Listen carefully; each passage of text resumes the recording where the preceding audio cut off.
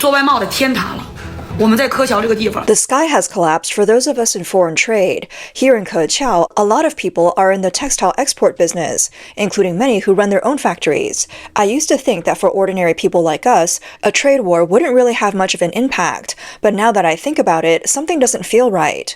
We run a beauty salon, and our clients come here to relax and enjoy themselves. Most of them are doing pretty well in local business, but over the past couple of days, I've noticed that my clients have all been sighing heavily. I asked them what was wrong.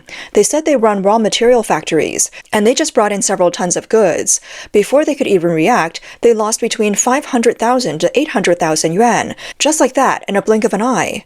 Another client also said they have no idea what to do now. They don't even know if they can hold on until the end of the month.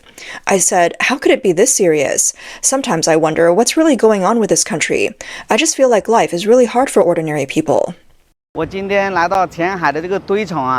to the yard today to check on these stranded containers. It's over. Our company has 10 containers stuck here too. See these containers? They're all ours. The people posting the video said that the tariff war has caused tens of thousands of pieces of clothing to be stuck at the port, and the business owner is preparing to clear out the inventory.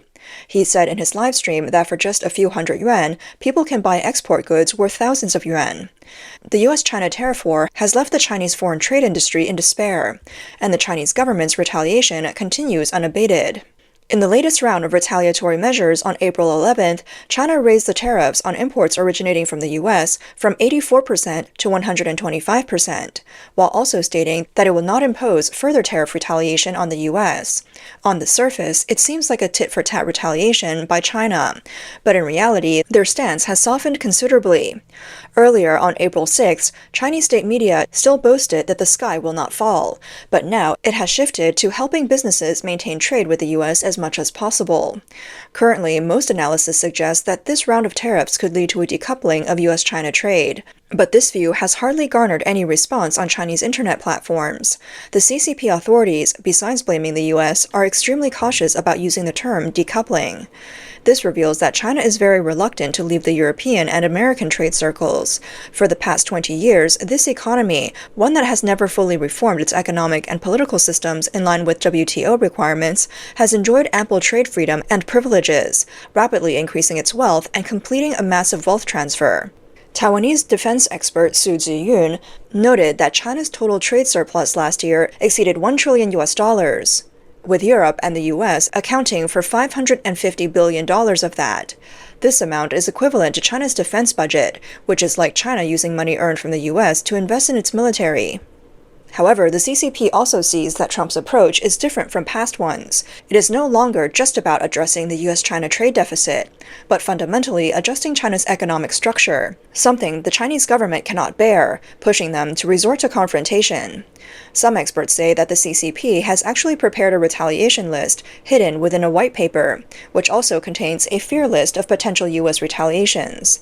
If the U.S.-China trade war continues to escalate, the CCP might retaliate according to this list, but the U.S. still has many unused leverage and strategies. On April 9th, the CCP State Council Information Office released a white paper on U.S.-China economic and trade relations, claiming it was to clarify the facts. The white paper mentioned that the U.S. is the largest source of China's service trade deficit, mainly in the areas of travel, education, intellectual property usage fees, and transportation service. Another major component of the white paper is the Phase 1 trade agreement between China and the U.S., which China claims it is seriously implementing. The largest section of the white paper is dedicated to accusing the U.S. of unilateralism and protectionism through 8 actions.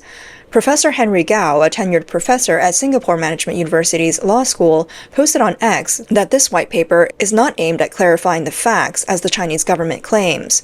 He said, "It's a retaliation wish list and a catalog of Beijing's deepest trade fears."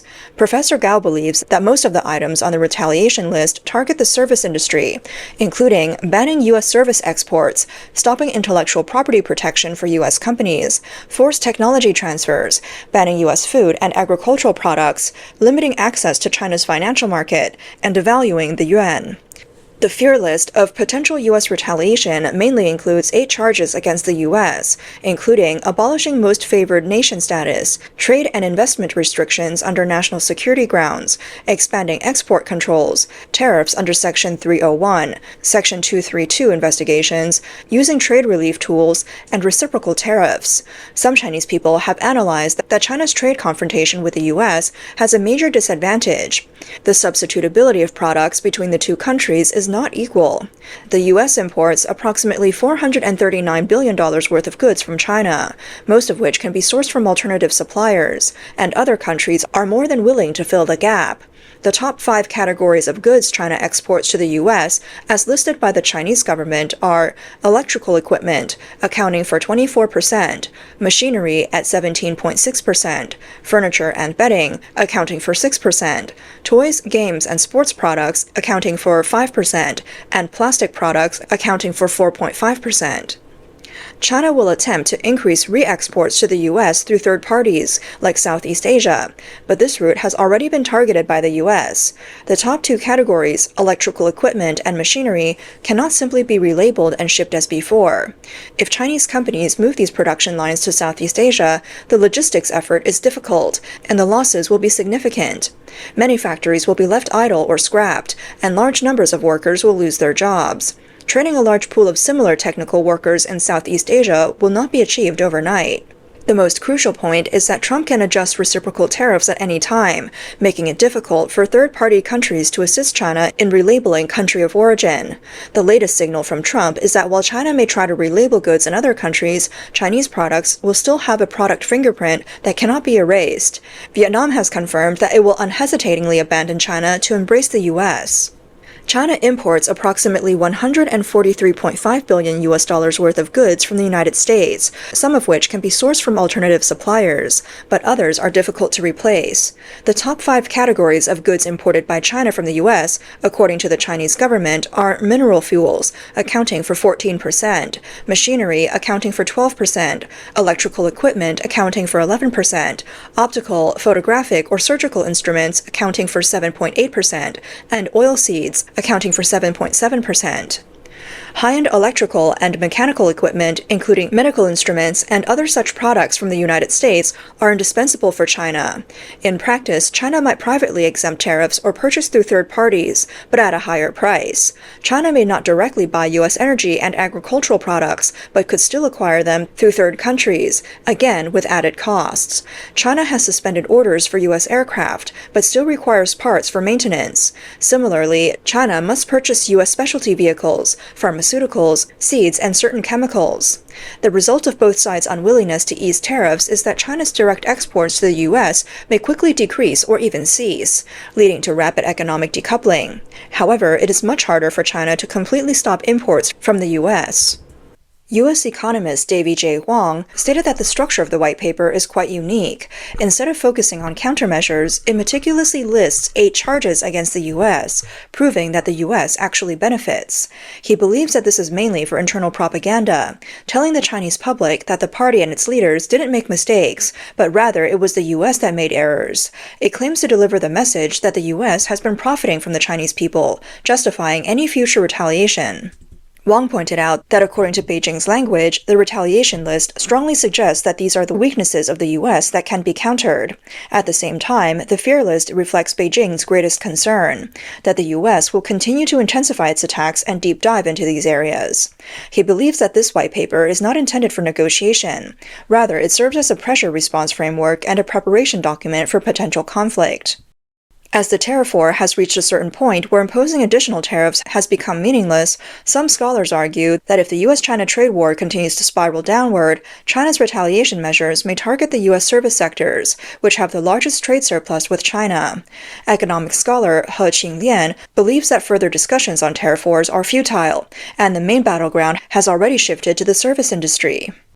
In fact, on April 8th, the WeChat public account Niutanqing, which has ties to Xinhua News Agency, reported that China has prepared at least 6 countermeasures against the U.S., some of which involve sanctions on U.S. service industries. Given that U.S. intellectual property firms have gained significant monopolistic profits in China, authorities are researching the possibility of investigating these situations. Additionally, measures include restricting U.S. companies from participating in procurement and limiting business cooperation in areas such as legal consulting. Wang stated that Niutanqing, as a semi-official media outlet, is often used to shape public opinion and test reactions, while avoiding responsibility if issues arise. He also noted that investigating U.S. intellectual property rights firms would be very costly for China and would have limited impact, as China relies heavily on U.S. intellectual property, such as the Windows system.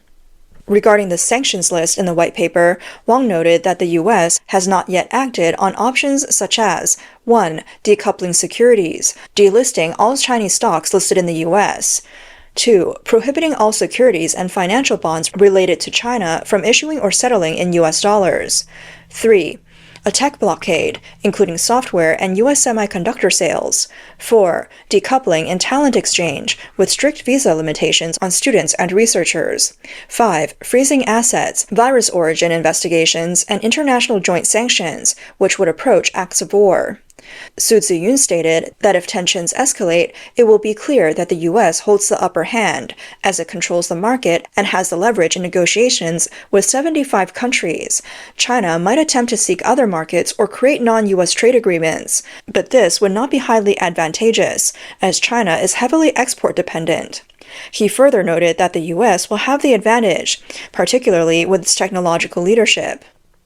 Analysts from China have indicated that Xi Jinping is seriously preparing for a real war with the United States, as he has no way out.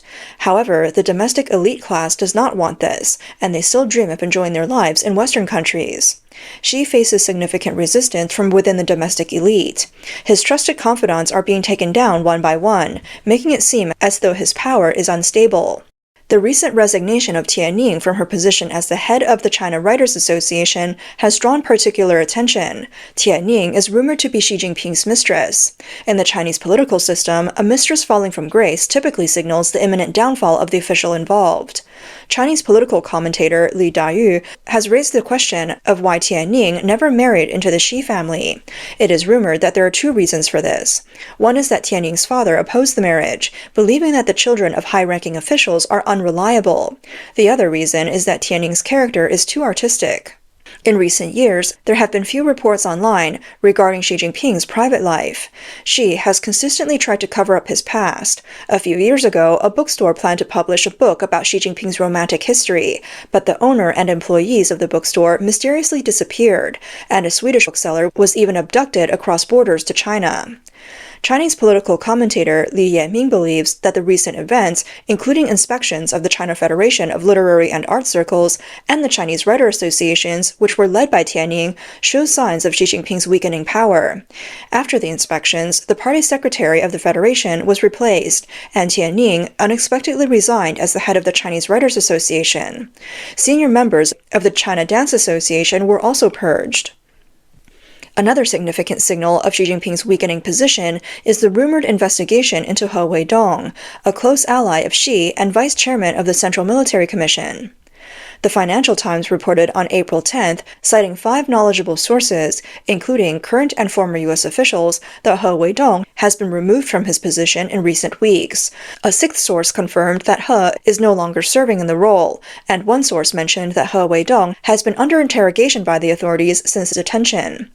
Neil Thomas, an expert on Chinese elite politics at the Asia Society Policy Institute, noted that He Weidong will be the first sitting vice chairman of the Central Military Commission to be removed since He Long in 1967. Some Chinese people have commented that if He Weidong is in trouble, just like Xi Jinping's other trusted aides that have been investigated, the said reason will likely be corruption, but in reality, it is the result of internal power struggles within the Chinese Communist Party, and a sign of Xi Jinping's declining influence. Earlier, there were reports suggesting that Xi Jinping's control over the military had weakened, with Military Commission Vice Chairman Zhang Youxia gaining real power with the support of CCP leaders, and it is likely that Zhang is the one orchestrating the purge of Xi's inner circle. The power struggle between Xi and opposing forces is also reflected in the rapid shift in the direction of domestic media propaganda. After the trade war began, Chinese merchants launched white enamel cups labeled with commemorative cup for participation in the reciprocal war, which became a hot item on major online platforms, but later it was suddenly removed. The white enamel cup is a nostalgic Chinese item, often paired with text or patterns. In recent years, these cups have been repurposed as retro-style decorative items. Some businesses have transformed these cups into cultural products with creative designs and text, which have become quite popular in the market. With the CCP adopting an approach of immediate retaliation, some customized goods stores on Chinese e-commerce platforms like Taobao, Pinduoduo, and Douyin began selling items with reciprocal tariff slogans, including enamel cups, mugs, and t-shirts. Many Chinese people shared these images on social media. The text on these enamel cups was mostly the same. Some added China-U.S. at the beginning, some included April 2025 at the end, and others featured a design of the two countries' flags clashing with each other, symbolizing the start of the trade war. However, many people reported that after 2 p.m. on April 10th, these items were suddenly removed from sale, with no clear reason provided. Some speculated that this might have been the result of government intervention.